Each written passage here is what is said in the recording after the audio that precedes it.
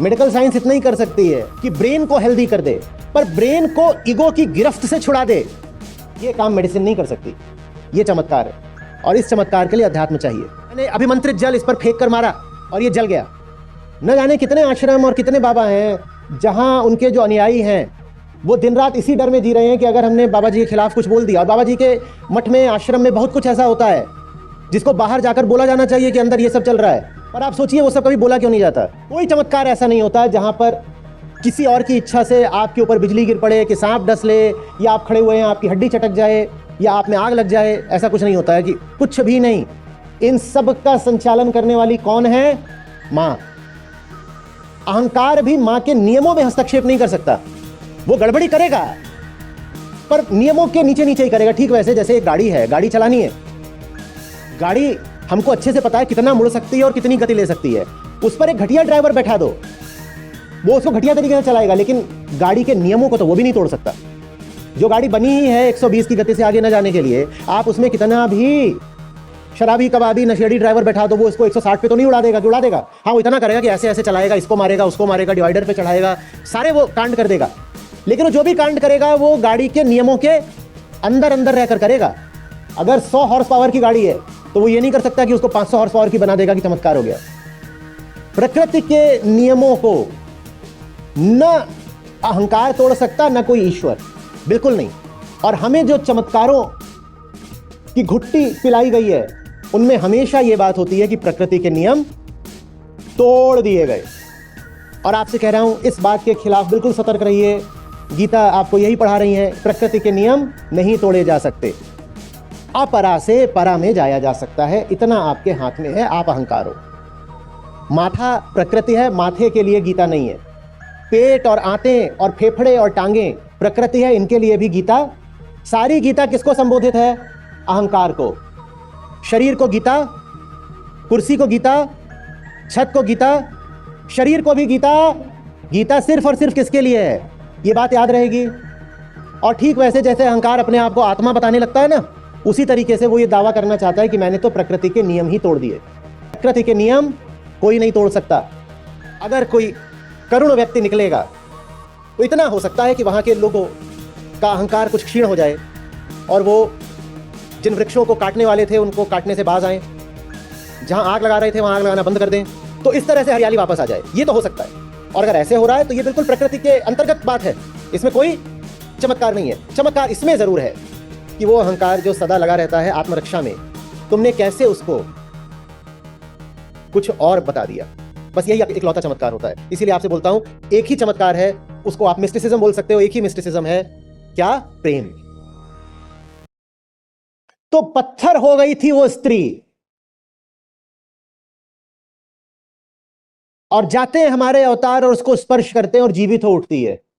अब इसका असली अर्थ समझो। किसकी बात कर रहा हूं मैं? इसका असली अर्थ समझो। शारीरिक तौर पर यह नहीं हुआ है, पर हुआ है, और हुआ है और चमत्कार से कम नहीं है। पत्थर होने से आशय समझ रहे हो? प्राणहीन हो गई थी, जीवन में कुछ बचा नहीं था, मुर्दा हो गई थी, जड़ हो गई थी। जैसे खाल लुहार की सांस लेत बिनु प्राण, ऐसी हो गई थी। और जाते हैं राम और स्पर्श करते हैं उसको। स्पर्श भी शारीरिक नहीं है, छूने से कुछ नहीं हो जाना है। पर हम चूंकि देहाभिमानी लोग हैं तो हमें हर बात स्थूल तरीके से ही बतानी पड़ती है, हमें हर बात भौतिक तरीके से और दैहिक तरीके से ही बतानी पड़ती है। तो हमको बताया गया कि उस स्पर्श को समझो। स्पर्श निस्संदेह हुआ है, पर उस स्पर्श भी सूक्ष्म है, शारीरिक स्पर्श से नहीं होता। आपसे बार बार बोलता हूं ना, आप कहते हो आचार्य जी गले लगा लो, सर पे हाथ रख दो। क्या बोलता हूं? 17 ही स्पर्श है। क्या?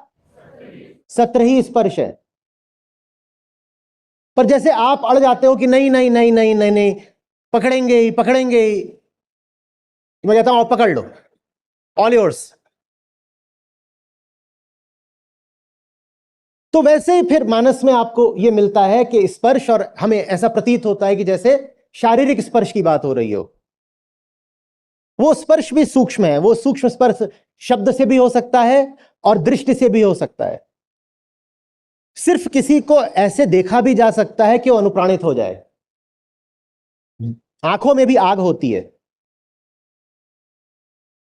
और शब्दों का तो उपयोग करा ही जा सकता है। एक बिल्कुल जड़ हुई, पाषाण हुई, राख हुई औरत दोबारा खुलकर जीने लग गई। यह अर्थ हुआ अहिल्या की कथा का। चमत्कार हुआ है, निसंदेह हुआ है, और मेडिकल साइंस जो कुछ कर सकती है उससे ज्यादा बड़ा चमत्कार है। मेडिकल साइंस इतना ही कर सकती है कि ब्रेन को हेल्दी कर दे, पर ब्रेन को ईगो की गिरफ्त से छुड़ा दे। यह काम मेडिसिन नहीं कर सकती। यह चमत्कार है, और इस चमत्कार के लिए अध्यात्म चाहिए। पर चमत्कार हमारे सामने बड़े भद्दे तरीके से रखे जाते हैं। बड़ा भोंडा तरीका होता है चमत्कारों को बताने का। मैंने अभिमंत्रित जल इस पर फेंक कर मारा और यह जल गया। न जाने कितने आश्रम और कितने बाबा हैं जहां उनके जो अनुयायी हैं वो दिन रात इसी डर में जी रहे हैं कि अगर हमने बाबा जी के खिलाफ कुछ बोल दिया। और बाबा जी के मठ में, आश्रम में बहुत कुछ ऐसा होता है जिसको बाहर जाकर बोला जाना चाहिए कि अंदर ये सब चल रहा है। पर आप सोचिए वो सब कभी बोला क्यों नहीं जाता? क्योंकि जो इनमेट्स हैं, जो आश्रम में रहने वाले लोग हैं, उनके भीतर ये बात डाल दी गई है कि अगर तुमने कुछ बोला तो बाबा जी को इतना ही करना है कि ऐसे करके ऐसे पानी उड़ाएंगे और तुम जहां खड़े वहीं भस्म हो जाओगे। जाके तुम सो रहे होगे, तुम्हें पता भी नहीं चलेगा, अचानक एक सरकता हुआ सांप आएगा, तुमको डस लेगा। अब वो कुछ नहीं बोलेंगे, कभी कुछ नहीं बोलेंगे, एकदम चुप रहेंगे।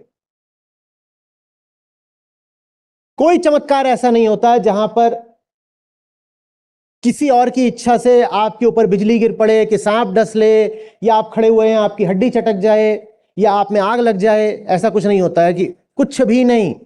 इन सब का संचालन करने वाली कौन है? मां।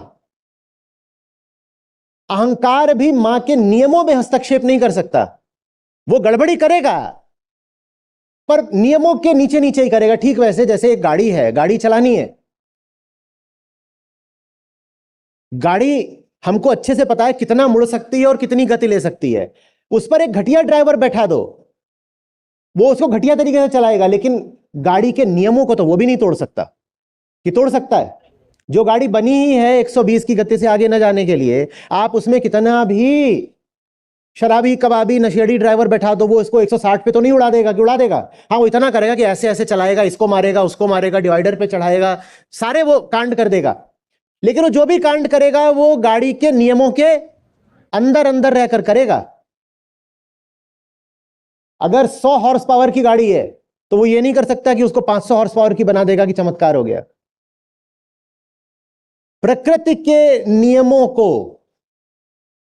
न अहंकार तोड़ सकता, न कोई ईश्वर, बिल्कुल नहीं।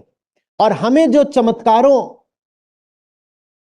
की घुट्टी पिलाई गई है उनमें हमेशा यह बात होती है कि प्रकृति के नियम तोड़ दिए गए। और आपसे कह रहा हूं, इस बात के खिलाफ बिल्कुल सतर्क रहिए। गीता आपको यही पढ़ा रही है, प्रकृति के नियम नहीं तोड़े जा सकते। अपरा से परा में जाया जा सकता है, इतना आपके हाथ में है। आप अहंकार हो। माथा प्रकृति है, माथे के लिए गीता नहीं है। पेट और आंतें और फेफड़े और टांगें प्रकृति है, इनके लिए भी गीता। सारी गीता किसको संबोधित है? अहंकार को। शरीर को गीता, कुर्सी को गीता, छत को गीता, शरीर को भी गीता। गीता सिर्फ और सिर्फ किसके लिए है? यह बात याद रहेगी। और ठीक वैसे जैसे अहंकार अपने आप को आत्मा बताने लगता है ना, उसी तरीके से वो ये दावा करना चाहता है कि मैंने तो प्रकृति के नियम ही तोड़ दिए। मैंने तो प्रकृति के नियम कोई नहीं तोड़ सकता। अरे हमारे बाबा जी के और जो महागुरु हुए थे, वो जब मरे हुए पेड़ों के बगल से निकलते थे तो सहसा उन पेड़ों में हरी पत्तियां आ जाती थी। हा हा हा,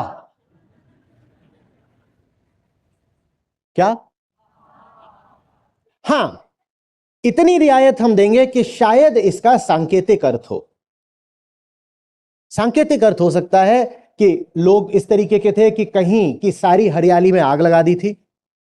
लोग इस तरीके के थे कि उन्होंने अपने जगह की सारी हरियाली में आग लगा दी थी। लोग होते ही ऐसे हैं ना, पेड़ दिख गया आग लगा दो, कुछ हरा है उसको काट दो।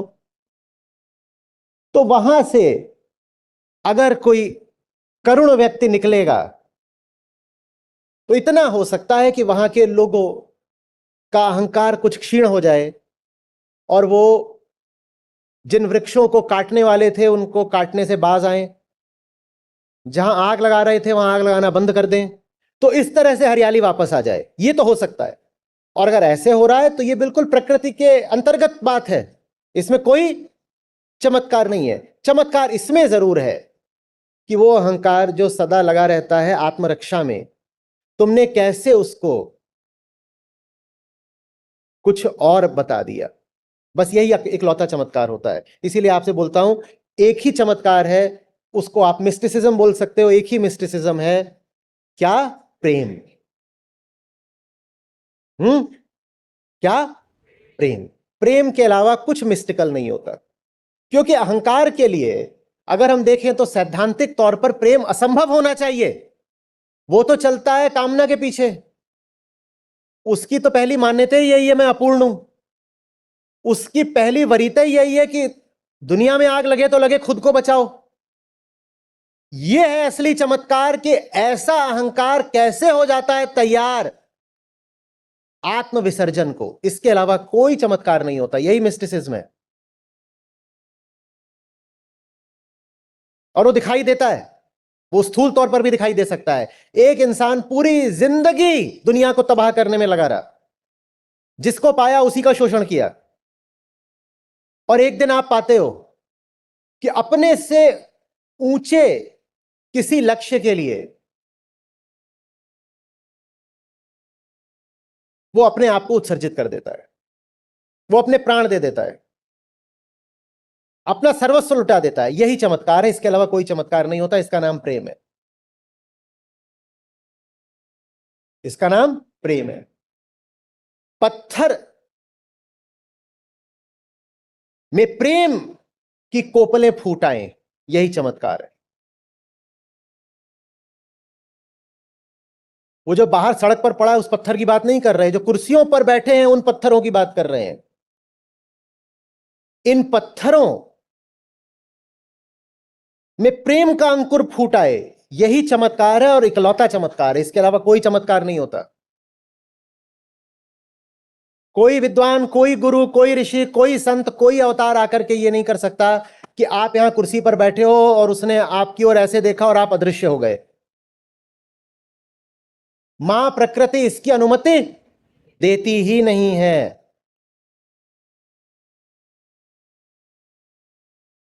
कि आपको यहां से जल्दी से बंबई पहुंचना था क्योंकि बंबई में आपके दोस्त को आपकी जरूरत थी। बाबा जी ने दिव्य दृष्टि से आपको देखा और आप ऐसे करके उड़ चले, बिल्कुल सुपरमैन बन गए, और उड़ करके खट से आधे घंटे के भीतर पहुंच गए या आधे मिनट के भीतर पहुंच गए बंबई। ये जहां ऐसा सुनो वहां तुरंत अपनी किताब बंद कर दो, उस व्यक्ति के साथ अपना अध्याय ही समाप्त कर दो। तो ले दे करके हम जो चाह रहे हैं अध्यात्म के गीता के माध्यम से, वो बड़ी सीधी सी बात है। हम पूरे तरीके से प्राकृतिक हो जाएं, वो है वो बीच की अवस्था। लिखो, बीच की अवस्था।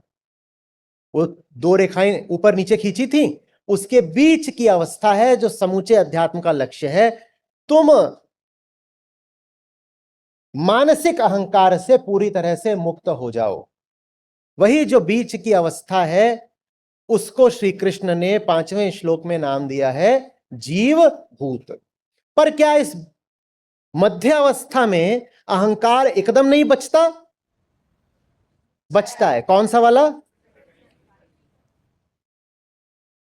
शारीरिक अहंता तो अभी भी है। क्या करोगे? मच्छर आएगा, इसको काटेगा, तुम्हें दर्द अभी भी नहीं होगा। तुम हो गए जीवन मुक्त, निस्संदेह जीवन मुक्त हो गए, दुख से मुक्त हो गए, पर अब दर्द की बात कर लेते हैं। दुख से तो मुक्त हो गए। दुख किसको होता है? दुख कहां पर होता है? कौन से तल पर होता है? वहां पे लिखो दुख। और ये जो मध्य तल है इसमें लिखो दर्द। दुख से तो मुक्त कर सकता है तुम्हें अहंकार, दर्द से नहीं मुक्त कर सकता।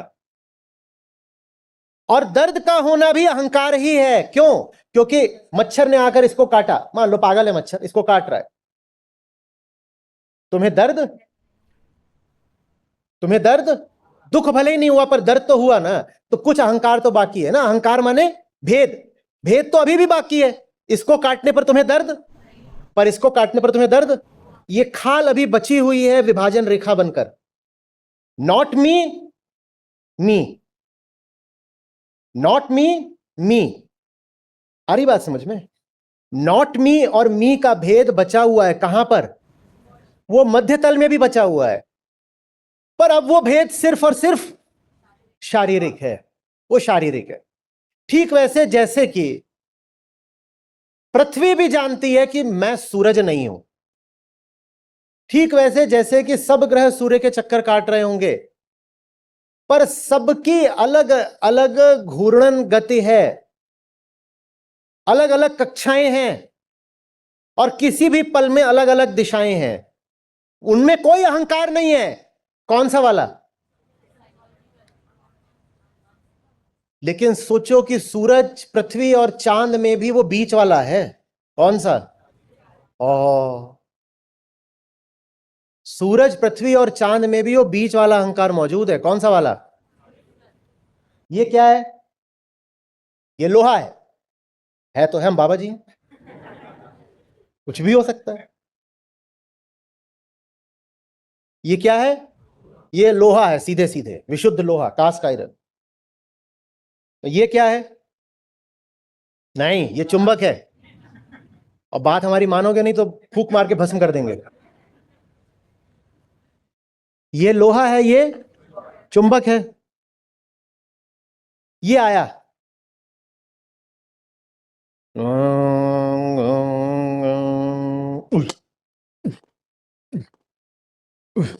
यही क्यों उछल रहा है?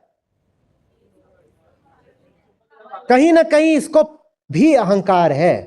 इसको भी पता है कि मैं इससे अलग हूं, इसीलिए तो ये इसके पास आया तो ये नहीं उठा पर ये उठ गया। ये नहीं आया पर ये उठ गया। ये भी अपने होने को असर्ट कर रहा है।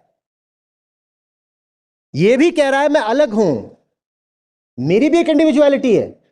आप होगे मैग्नेट, लेकिन ये आप पर जिस तरीके से प्रतिक्रिया करेगा मैं उससे भिन्न करूंगा, क्योंकि मैं भिन्न हूं। ये कौन सी ईगो हुई? और 5वां श्लोक श्री कृष्ण कह रहे हैं यही पूरे ब्रह्मांड को धारण करे हुए है। पूरा ब्रह्मांड इसी से तो चल रहा है। पृथ्वी जानती है कि सूरज के चक्कर लगाने हैं, पदार्थ जानता है उसको गुरुत्वाकर्षण का पालन करना है, और लोहा जानता है कि उसको चुंबक की तरफ जाना है।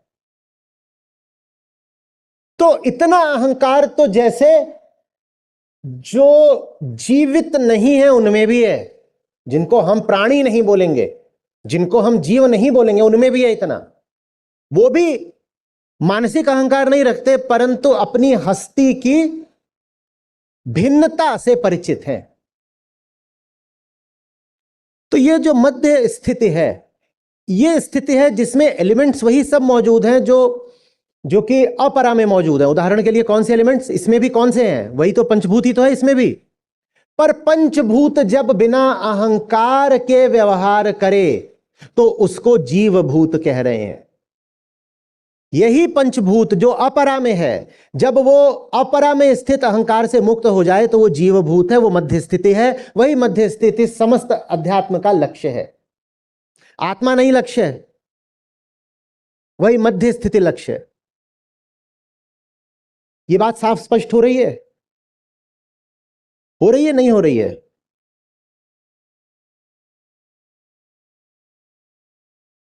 तो मानसिक अहंकार से पूरी तरह भी मुक्त हो जाओगे तो वायरस लगेगा तो बुखार तो होगा, बुखार तो होगा। और जब आपको बुखार होगा तो आपके बिस्तर को नहीं होगा, अभी भी भेद बाकी है आप में और आपके। तो अहंकार तो अभी भी है, पर वो बस पूरे तरीके से भौतिक है, जीवभूत। और वही अहंकार है जो पूरे ब्रह्मांड को चला रहा है। सब आकाश गंगाएं जानती हैं वह कैसे व्यवहार करना है। सब तारों को पता है कि उनका भी एक लाइफ साइकिल है। वो पैदा होता है, बड़ा होता है, फिर सिकुड़ने लगता है, फिर एकदम घनीभूत हो जाता है, और एक फिर बिल्कुल बड़ी चमक के साथ नोवा सुपरनोवा बन करके गायब ही नहीं हो जाता, औरों को खाने लग जाता है, ब्लैक होल बन जाता है। उसको किसने बताया कि तुझे यही करना? और सब तारे यही करते हैं, कोई भी तारा इसका अपवाद नहीं। ठीक वैसे जैसे मनुष्य का एक जीवन क्रम होता है, एक जीवन चक्र हमारा होता है ना, वैसे ही जीवन चक्र तारों का भी होता है। हमारा जीवन चक्र क्या होता है? गर्भ, शिशु, बालक, किशोर, युवा, प्रौढ़, वृद्ध, जर्जर, मुर्दवा, यही तो है हमारा। ठीक इसी तरीके से तारों का भी होता है। ये कैसी बात हो गई? बिल्कुल ऐसा ही जीवन चक्र, लाइफ साइकिल तारों का भी। उन्हें कैसे हो गया? ये है जीवभूत, द फिजिकल ईगो। ये वैसी ही बात है कि चुंबक को पता है कि लोहा आएगा तो लोहे की तरफ जाना है, वैसे ही तारे को पता है कि पैदा हुआ हूं तो इस चक्र में चलकर अंततः मिट जाना है। जब आप जीवन मुक्त हो जाते हैं तो आप चुंबक की तरह, तारे की तरह हो जाते हैं। मानसिक अहंकार नहीं है, बस शारीरिक हस्ती बाकी है। मानसिक अहंकार नहीं है, शारीरिक हस्ती अभी बाकी है। और वो तो है, क्या कर सकते हैं, अब शरीर है तो। स्पष्ट हो रही है बात? ये अध्यात्म आपके शारीरिक दुखों का इलाज। हाँ, आपने शारीरिक दुख मानसिक कारण से बना लिए हैं तो इलाज हो सकता है। उदाहरण के लिए आपका अहंकार है जो आपको चटोरा बनाए हुए हो, आप दिन रात खाते हो खाते हो खाते हो। क्यों खाते हो? क्योंकि भीतर एक बेचैनी है और आपको लग रहा है खाने से मिट जाएगी। बेचैनी तो मिटी नहीं, 20 किलो वजन बढ़ा लिया। तो इस बीमारी का इलाज तो अध्यात्म कर सकता है, क्योंकि ये बीमारी शारीरिक थी ही नहीं, ये बीमारी थी ही क्या, तो इसका तो इलाज हो जाएगा। पर आप कहो कि यहां कट गए हैं और खूब खून बह रहा है और मंत्र मार के खून रोका जा सकता है, तो नहीं रोका जा सकता है। नहीं। आप कहो कि फलाना बैक्टीरिया या वायरस लग गया है और कुछ करके, श्लोक पढ़ के, मंत्र पढ़ के, पूजा पाठ करके, हवन करके उसका इलाज हो सकता है। कोविड के दिनों में मैंने 2 बार 4 बार सार्वजनिक रूप से आकर के कहा कि ये सब मत करो। लोग लगे हुए थे, कहते गंगा जल पीने से इलाज हो जाएगा। तमाम तरीके की बातें चल रही थी, कोविड का इलाज ऐसे हो जाएगा, वैसे हो जाएगा। एक तो मौलाना साहब थे, उन्होंने बोला था कबूतर होता है, कबूतर को फाड़ो, उसका दिल खा लो और जल्दी से फाड़ के खा लेना, दिल अभी धड़क ही रहा हो तो उससे इलाज हो जाता है। मैंने उस पर बोला, 2-3 बार खुल करके बोला, और लोगों ने उस पर जितनी गालियां दे सकते थे दी, पर मेरे लिए जरूरी था। मैंने कहा मेरी बात सुनकर अगर 100-50 की भी जान बच जाती है तो अच्छी बात है। कोई चमत्कार, कोई अध्यात्म अगर तुमको वायरस लग गया है तो उसका उपचार नहीं कर सकता। नहीं माने नहीं। अध्यात्म किसका उपचार कर सकता है? मानसिक अहंकार का। तो आज तक सब सत्रों में जब हम अहंकार कहते आए हैं तो उससे हमारा आशय क्या था? मानसिक अहंकार। मानसिक अहंकार। अब समझ में आ रहा है कि क्यों साहब ने कहा ज्ञानी भुगते ज्ञान से, मूर्ख भुगते रोए, देह धरे का दंड है, जो जन्मे सो होए, सब काहू को होए। क्यों कहा था? क्योंकि उससे कोई रिहाई संभव नहीं है। हाँ, ये कर सकते हो कि ज्ञान के माध्यम से जान जाओ कि रिहाई संभव, और ज्ञान रिहाई दिला देता है, पर किससे? सिर्फ मानसिक अहंकार से। शरीर से जो तुम बन के आए हो वही रहोगे। और शरीर बड़ी बात होता है भाई, छोटी मोटी बात नहीं होता। जिसको आप ब्रेन कहते हो, ब्रेन भी कोई एक चीज नहीं होती, ब्रेन भी बहुत तरीके के होते हैं।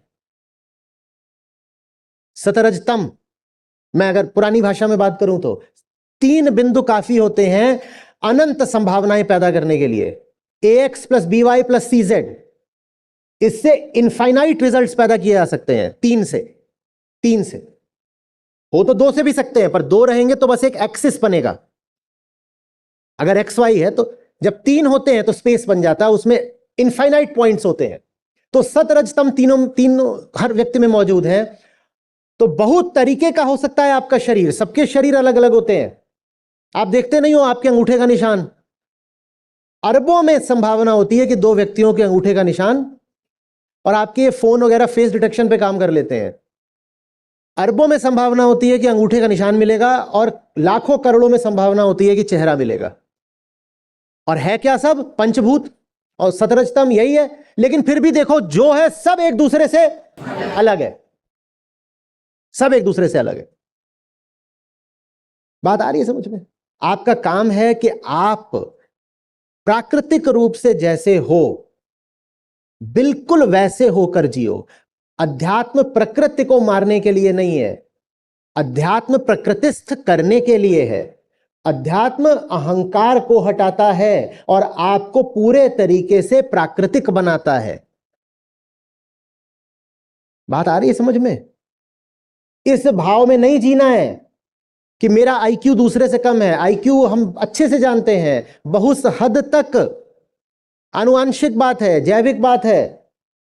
जो 100 लेकर पैदा हुआ है वो उसको बहुत करेगा, खींचेगा तानेगा तो 105 110 कर लेगा, या जो भी रिसर्च बोलती हो। पर 105 वाला अपना आईक्यू बढ़ा के 150 नहीं कर लेगा। अब कद को ले लो ना, कद तो तुम 1 इंच भी नहीं बढ़ा सकते, और उसमें कोई रोने की बात नहीं है कि मेरा कद इतना, क्या जितना तुम्हारा कद है तुम उसी में बिल्कुल आनंद मनाओ। यही है, ऐसे ही पैदा हुए। प्रकृति ने तुम्हें जो कुछ भी दिया है उसके प्रति दोष का या अस्वीकार का भाव रखना मां का अपमान है। और प्रकृति ने तुम्हें चर्बी नहीं दी है, तुम कहो मैं क्या करूं, मैं 120 किलो का हूं। प्रकृति ने देह दी है, उसमें चर्बी अहंकार ने डाली है।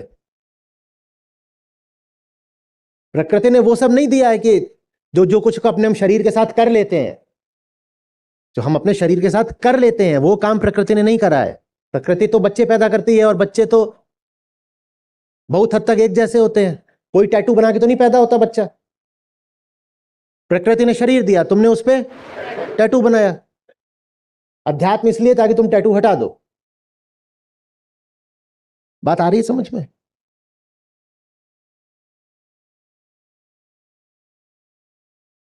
अब मुझे लगता है मुझे जो समझाना था समझा दिया, पर भरोसा नहीं आता है।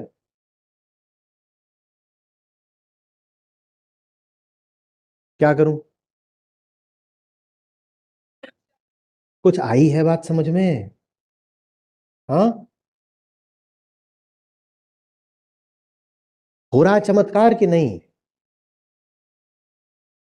यही है चमत्कार। ये बात समझने के लिए बहुत प्रेम चाहिए। चमत्कार ये नहीं है कि ये बैठे हैं तो इनको लड़का से लड़की बना दूं। वो काम अध्यात्म का नहीं है, वो काम कोई नहीं कर सकता। नहीं, आजकल डॉक्टर कर सकते हैं, भौतिक काम है, डॉक्टर कर देगा, पर अध्यात्म वो काम नहीं कर सकता। कुछ आ रही है समझ में बात?